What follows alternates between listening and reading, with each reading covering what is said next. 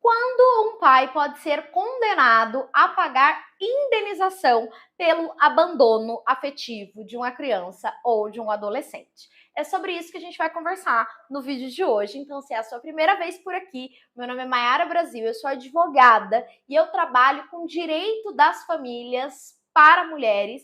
Pois bem, no Brasil nós sabemos que muitas crianças sequer têm o nome do pai na certidão de nascimento. Mas essas não são as únicas crianças abandonadas afetivamente por esses pais. Porque muitas crianças são registradas pelo pai, mas no dia a dia não recebem nenhum tipo de afeto, de carinho e de cuidado. E isso pode sim gerar um dever de indenizar.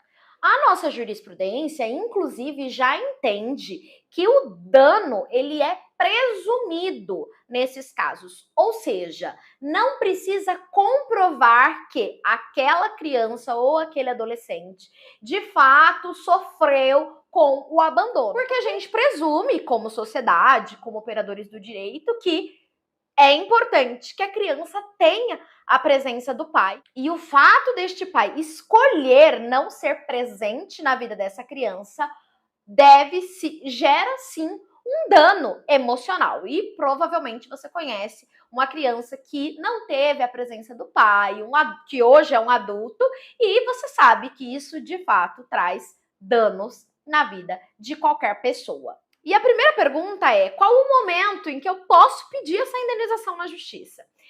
Particularmente, eu recomendo que ações como essa sejam ajuizadas quando essa criança já está ali na fase da adolescência, a partir dos seus 14, 15 anos, onde será muito mais fácil extrair dela informações. Então, você poderá levar essa criança num psicólogo, pedir ali um documento desse psicólogo, um relatório, um laudo de um psiquiatra, demonstrando efetivamente como o abandono foi significativo para essa criança. Ah, Mayara, mas você acabou de falar que o dano é presumido, então se o dano é presumido, eu não preciso provar.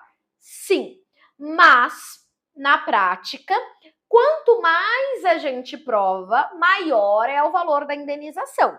Então é sim interessante que você já leve para o processo informações. Então, essa criança teve ali uma dificuldade na escola, essa criança tem hoje uma dificuldade de relacionamento, e você vai levar isso por escrito, com assinatura de profissionais. Essa criança será ouvida pelo próprio judiciário através de um estudo psicossocial, e isso será mais facilmente comprovado. E você também vai conseguir provar que, se essa relação conjugal acabou e essa criança tinha lá os seus 4, 5 anos, hoje com 15, 16, e esse pai, entre aspas, foi ausente durante todo esse período, ele não vai sequer conseguir dizer: não, é que a gente estava se adaptando em relação ao término, mas eu quero ser presente. Porque ele já provou no tempo que ele não tem interesse de ser presente na vida dessa criança. Então, eu sempre recomendo que dê entrada no processo a partir dos 14, 15 anos, para que você realmente consiga produzir muitas provas deste abandono. Ah, Mayara, mas já sou maior de idade. E agora? O prazo prescricional para ações de indenização é de 3 anos. Isso contados da maioridade. Então, a partir dos 18 anos, você teria 3 anos para cobrar o abandono afetivo, até os 21. Um outro ponto muito importante que vocês entendam é em relação ao valor dessa indenização. Então, a gente tem valores de 30 a 130 mil reais. E aí, se você for pensar somente em relação ao valor perante ao dano causado, você pode achar que esses valores são insignificativos, porque não supre a ausência que um pai, de repente, causou durante muitos anos. Mas já é uma forma de punir e, consequentemente, educar homens em relação à necessidade de serem responsáveis com os seus filhos. Obviamente, a gente não consegue obrigar ninguém a amar ninguém. Então, o judiciário muitas vezes pensa nesse sentido. Eu não posso obrigar ninguém a amar. Mas, se você colocou um filho no mundo, você é responsável por cuidar, por ser presente na vida desse filho, porque ele não pediu para nascer, né, gente? E o filho não é responsabilidade única e exclusivamente da mãe. É uma responsabilidade do pai também. E essa indenização pode sim ser uma forma de reparar e uma forma de responsabilizar. Um outro ponto em relação ao abandono afetivo que muitas pessoas têm, inclusive, levantado é a aplicação de multa pelo não cumprimento do regime de convivência. Então, foi fixada a guarda, existe um plano de convivência e o bonito simplesmente não cumpre, não tá nem aí para a hora do Brasil, não aparece, não dá satisfação, deixa a mãe, obviamente, sobrecarregada. Então, existem sim decisões em que esse cidadão ele é condenado a pagar multas pelo descumprimento do plano de convivência.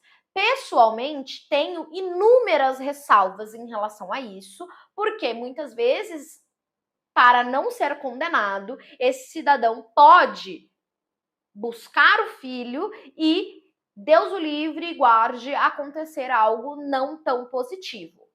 Mas, em alguns casos, obviamente, é necessário. Então, você pensa no cenário de uma mãe que trabalha, que não tem férias, o mês todo de férias escolares, e ficou definido que esse genitor passaria metade desse tempo com essa criança e ele simplesmente não cumpre. E essa mãe precisa, então, pagar, contratar alguém para cuidar dessa criança. Seja uma escola que atenda esse tempo integral, seja uma babá, seja um cuidador, ela tem essa despesa. E se ela está tendo pela irresponsabilidade do pai, nada mais justo que ele arque com isso. Então, nós temos já algumas decisões nesse sentido também. Então, obviamente, é interessante você avaliar com a sua advogada se é o caso de pedir aí uma multa pelo descumprimento do plano de convivência, se é prudente fazer isso nesse momento e existe a possibilidade também de uma ação de indenização pelo abandono afetivo.